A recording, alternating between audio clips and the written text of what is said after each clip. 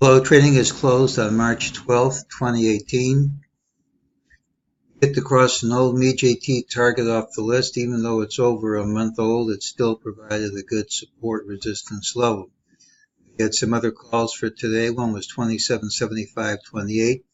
We gapped smartly in the undesired direction, so that's killed before the open. Just as we take this one off the list, we'll put this one on the list. It should print at some time.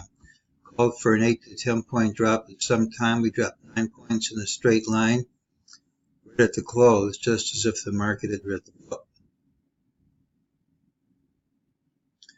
During the day, MEJT said this rally was false and prices would retrace, said the drop was false and prices would retrace, and they did. We do have a wall into the close. We do have a chance of gapping up. Unless we gap up and promptly take out this high, I think lower prices are coming tomorrow. One thing, we have a pattern with an early high and a late low. It tends to have a negative spin unless we gap up smartly. After gapping up, hitting a new high, rallying throughout the day, we couldn't hold on to any of these highs. It's not good. Not only couldn't we hold on to that high, we couldn't hold on to this prior high, which is not good. This high is a Fibonacci target of the prior consolidation, so it's at least a candidate for the end of the whole move, although there is resistance at higher levels. We had some conflicting signals. DeMark stuff says we should have a rally that goes over this line as much as it went under it. I frankly don't think it's going to work. A lot of his stuff hasn't worked too well. These wide swings are very typical of market tops.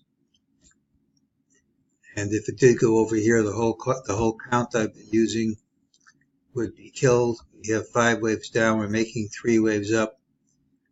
It's hard for me to believe we're not going to get another impulsive move down at some point. And the only question is figuring out from where it starts. It's not hard to count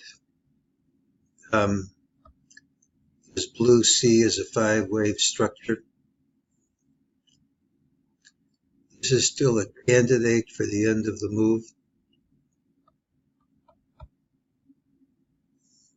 So as far as tomorrow's concerned, unless we gap up and promptly take this high out, I expect to see lower prices.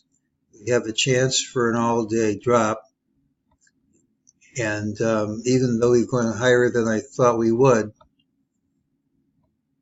I still think the January high will hold. This is one target, not the only target for an end of this leg. And that's today's call.